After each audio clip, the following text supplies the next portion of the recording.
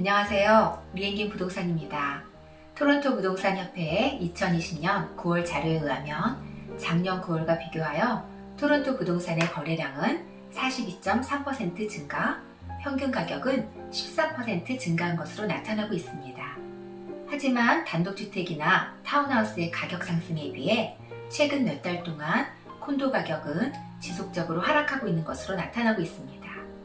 콘도 가격 하락의 주된 원인은 토론토 다운타운을 중심으로 한 렌트 가격의 하락이 큰 원인으로 지목되고 있습니다.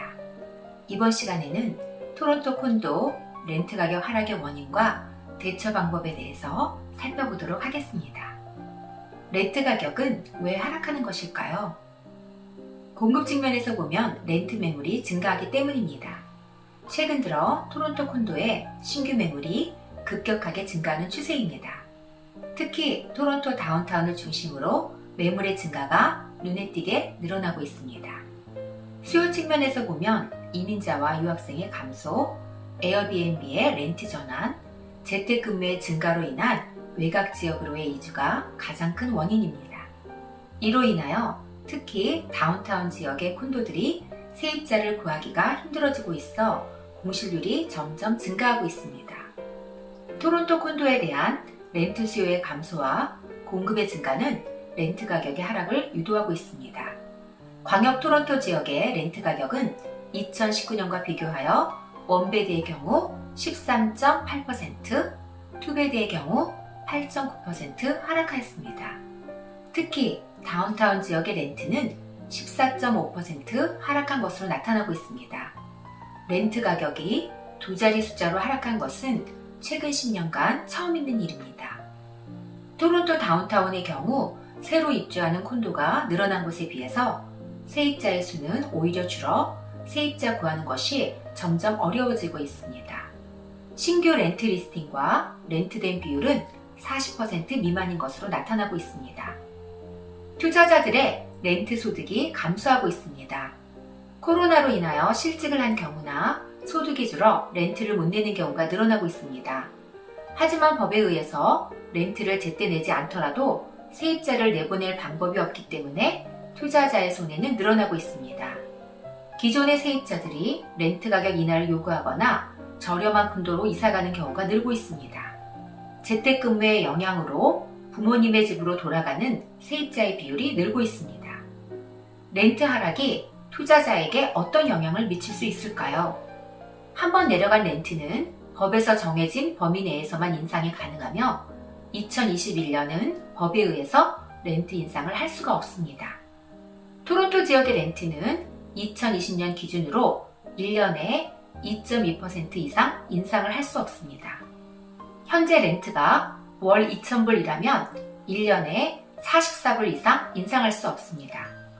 한번 내려간 렌트는 콘도를 팔거나 투자자가 직접 이사 오지 않는 한 기존의 세입자를 내보내고 렌트를 인상할 수는 없습니다. 문제는 세입자로부터 렌트를 받아서 모기지를 상환하는 투자자에게는 렌트 가격이 하락한다면 재정적인 손실이 늘어난다는 것입니다. 줄어든 렌트 수익만큼 투자자에게 부담이 되는 것입니다.